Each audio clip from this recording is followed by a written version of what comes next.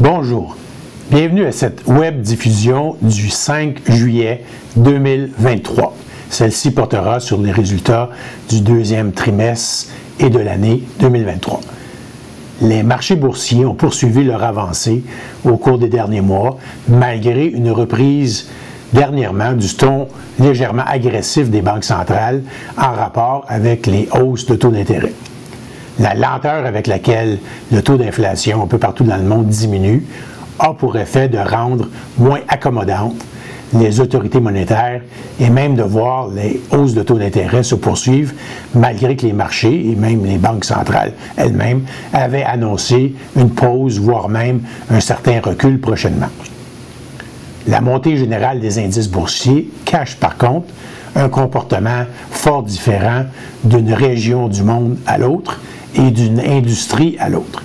Par exemple, la bourse canadienne, avec sa forte composante dans le secteur des ressources naturelles et dans le secteur financier, a progressé d'environ 4% en 2023 à date. Tout comme le Dow Jones, qui a progressé de 3,8%. Donc des hausses intéressantes, mais pas très grandes. Par ailleurs, la bourse japonaise, qui est une de nos pondérations les plus élevées, pondérations géographiques à l'intérieur de nos portefeuilles, a monté de 27% en 2023 à date. De même que le Nasdaq, qui a fait près de 32% de hausse année à date en 2023.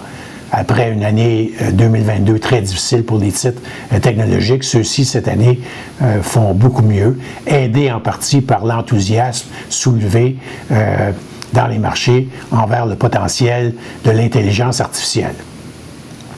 Le portefeuille de notre client type, qui a un profil 50% titres et revenus, 50% actions, a progressé de 2,1% au cours du deuxième trimestre de 2023, qui le met à un taux de 6,9% pour 2023 à date, avant frais de gestion. Durant la même période, nos titres et revenus fixes ont fait du surplace, moins 0,1% au cours du deuxième trimestre, 2,4% année à date, et le bloc action a généré au cours du deuxième trimestre 3,5%, qui le met à tout près de 10%, 9,8% en 2023 à date.